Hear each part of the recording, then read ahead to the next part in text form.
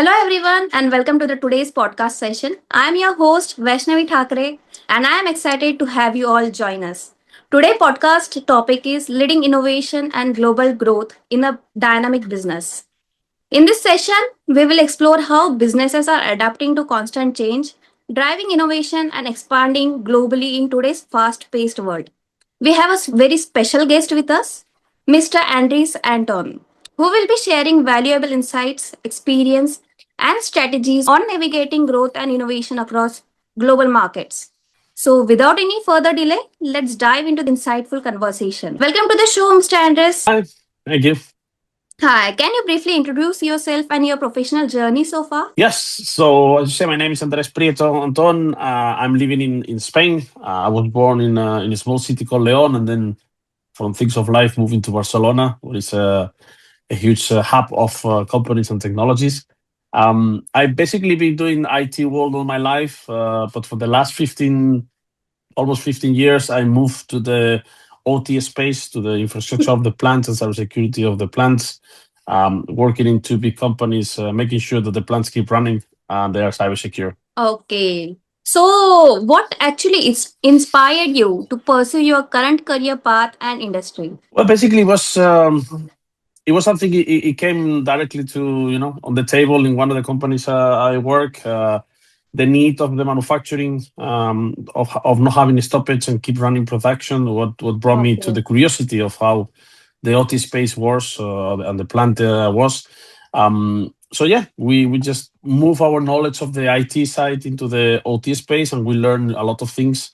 Um, Sometimes in the bad way, we learn them, but we keep going and move forward, and that's what really attract me. How we could bring benefits and value to the OT space for the companies. Okay. So, diving to the next question, what key milestone have shaped your leadership approach over the years? Think that's one of it. The movement from IT to the OT space, leading a team of people, managing people, and entering into completely different world that Yes. I didn't knew in the past. So that was probably the key milestone, and that's where I've been working in the last years. I'm very happy to help companies to work in that direction. Okay.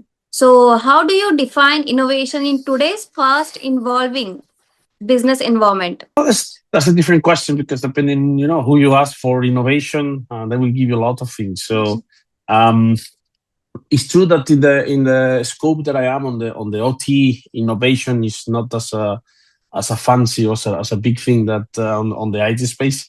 Um, but I think innovation is something that brings value to business, brings value to the manufacturing sites without compromising the safety, the process, and the production. Okay. What are the biggest challenges you have faced and how did you overcome them? Well, the biggest challenge I always face is probably people and Hmm. cultural mindset and cultural mentality of people. We're humans. We're used to do things, as we used to do, and changes always are hard to be applied. So I think that's the reticence of the culture or the change is more the hardest part I've seen.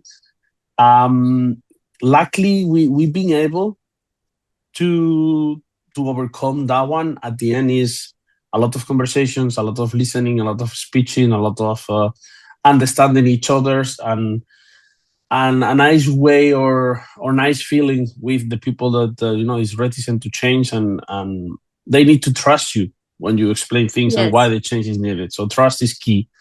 That's how you overcome it. Okay. That's very opinionated actually. And diving to the next question, how do you stay ahead of industry trends and maintain a competitive edge? I think keep being informed, keep life, understanding, seeing what's going on the world, not just on your same ecosystem or your same environment, but also around the different ones. Understanding what's coming new on the IT side, what's coming new on the OT, what's coming new on the I don't know human resources, philosophy, project chapter. Having all of that while attending to different events, sessions where you meet with people, knowing other people from other companies. They might have the same similar issues than you, and they might find another way of doing things. So that kind of ecosystem of people networking, it's really important. Yes, exactly. Networking is the key. So, how do you build and lead high performing teams across different regions? Well, that's a nice challenge because besides the cultural of people in different regions, is also the time zoning of different Yes. regions to that you need to handle manage. At the end, when you decide to build a team as such, you also need to do some investment on from your side in a professional manner, in a personal manner, in the working Yes. hours. I've been lucky that I've been able to choose the people who join my team in most of my companies. So it's first, more a one-to-one personal feeling link, because when you have someone like 9 hours behind you in the west coast of the US, you need to trust that guy. You need to know how that guy works, and then you don't let them down. So you Yes. always be there when they need it. So sometimes you do a call like 2 a.m. in the morning from Spain because they have a problem and they need it. But I mean, at the end, you need to know how that guy works, what are their strengths, what are the weaknesses, in order to build a team accordingly. And then you take each of the individuals and you try to put the weakness of one covered by the strongest of another one, and just lead the team in that way. Yes, exactly. So, what role does technology play in your decision making and growth strategy? Well, I mean, technology is of course nowadays a key a key driver Yes. of changes and things. As we work and speak on the OT space, is a little bit not the main driven, but we still have a lot of things to improve, thanks to the Yes. technology that in the IT world has been there for years, in the OT space. So it's definitely a help to move forward.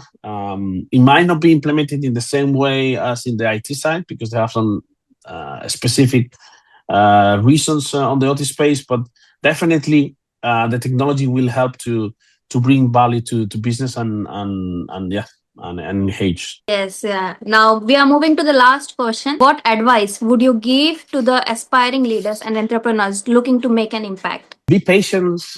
Start from the bottom. Listen a lot. Be curious about learning things.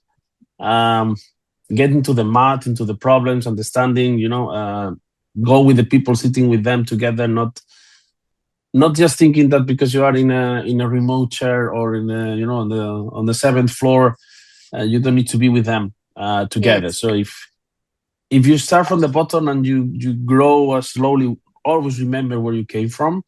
That will really help you to become a great leader. Is what I think is what I follow from the beginning. Yes, that's very inspiring, actually, your words. So, thank you for the podcast interview session. We are actually pleased and glad to have you on the podcast series of the CIO Mogul platform. Thank you, Thank you very much Andres. for the opportunity.